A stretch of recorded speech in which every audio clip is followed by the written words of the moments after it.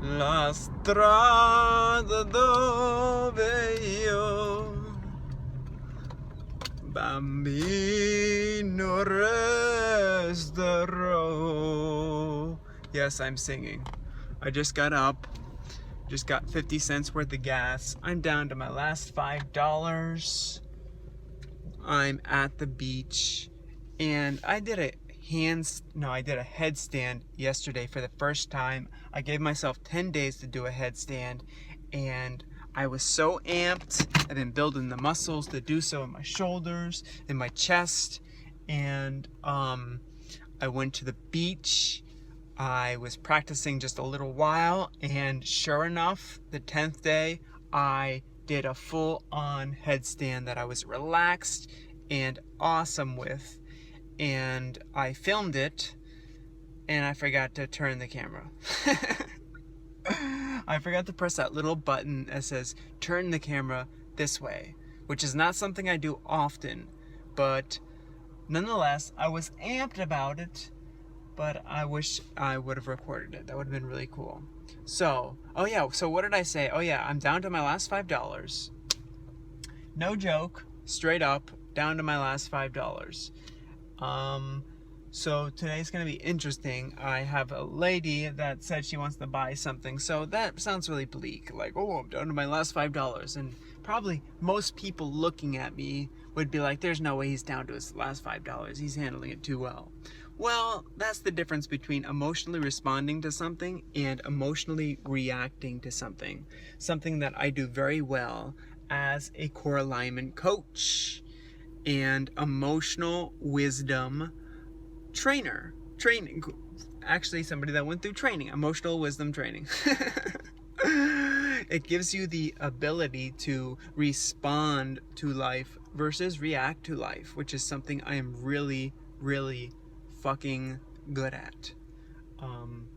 And all of that has to do with my abilities as a coach, as a core alignment coach and specialist.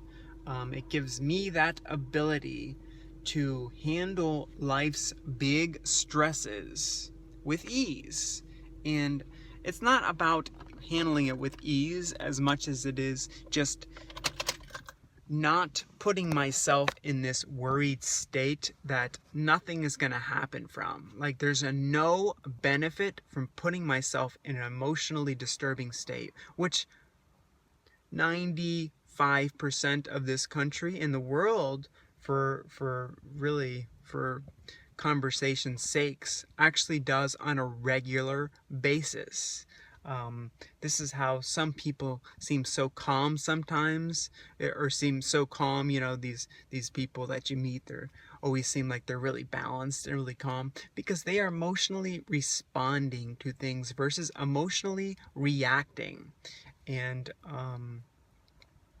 that's a huge thing, because when you respond to life, you respond from that place of you have information and you're just responding to the information and you're moving forward. And if you're very emotionally wise, you're moving forward towards what you really truly want. And that's a concept that gets lost so many times. People nod their heads and go, oh yeah, I know what that means. And meanwhile, they are like freaking out inside and reacting.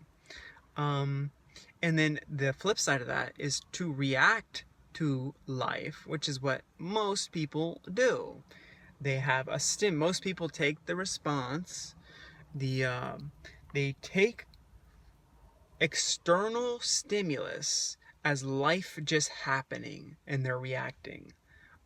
Unfortunately, so many people are in that place, and what that does is causes anxiety, causes all sorts of internal stuff going on.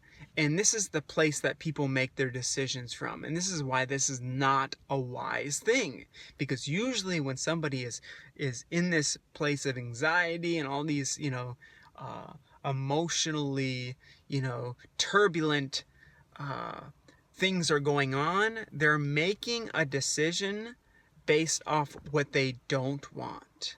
And, law of attraction, universal law, the more you focus on something, the more you get of it. So that is the benefit of, reacting and responding to life.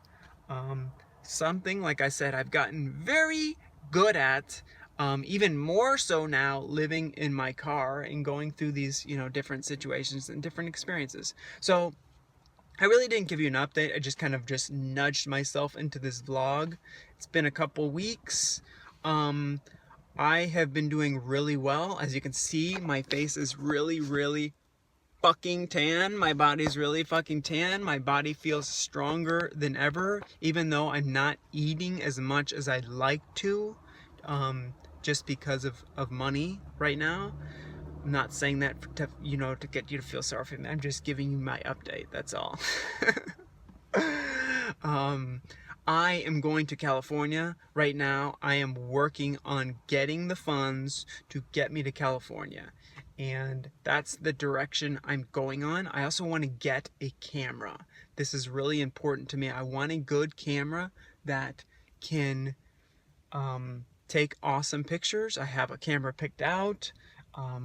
And I am working in that direction. I posted something on Craigslist today that hopefully will yield me some good results as far as getting me the funds that I need to get where it is that I want to go.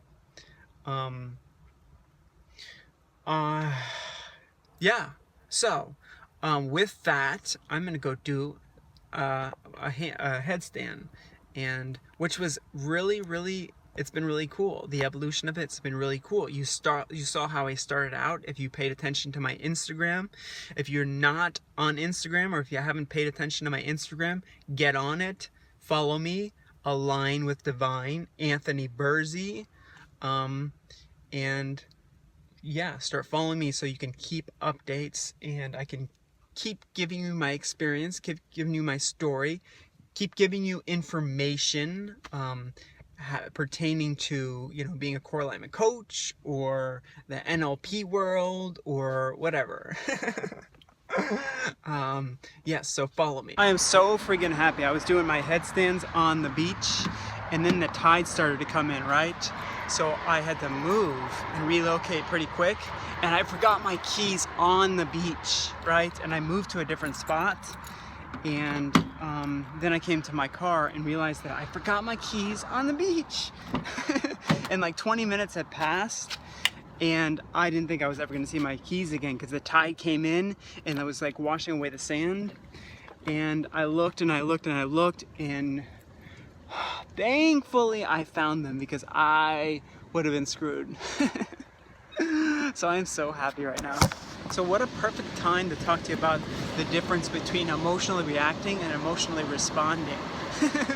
So right off the bat, when I lost my keys, when the thought of I lost my keys popped up, like I went into automatic reaction mode, meaning I became very, very unconscious of what I was doing, what I was thinking, what I was feeling, and I just went right into the feeling and went into a reactive mode where I ask myself all these panic questions and go into a panic.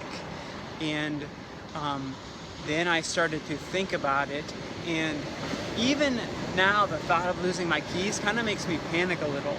Kind of puts me into that reactive place, like, oh my God, what the hell would I do? Like would be a big problema if it happened. But it's still a choice. It's still a choice of me reacting versus responding. And when I'm conscious of it and I think about it, and I'm really aware of it, it gives me the ability to respond. It's like, okay, so I lost my keys. Is it the end of the world? No, it's not. And then actually answering those questions that kind of pops up, like, oh my God, what am I gonna do? What am I gonna do? Okay, well, I guess I call a locksmith, or I'll call a sibling out and say, hey, do you have a spare key or whatever?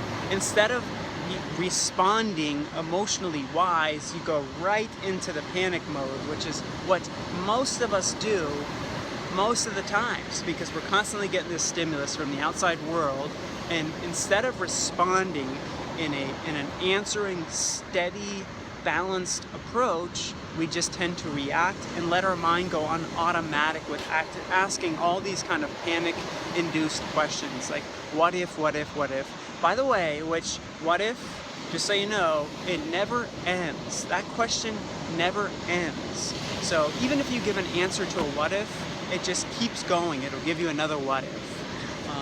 So this is the difference between emotionally responding to something versus emotionally reacting. So say a what if pops up and you give an emotionally strong response, something that you know is centered and something that you know is grounded, like you know what to do. That question, that loop of what ifs will kind of just dissipate.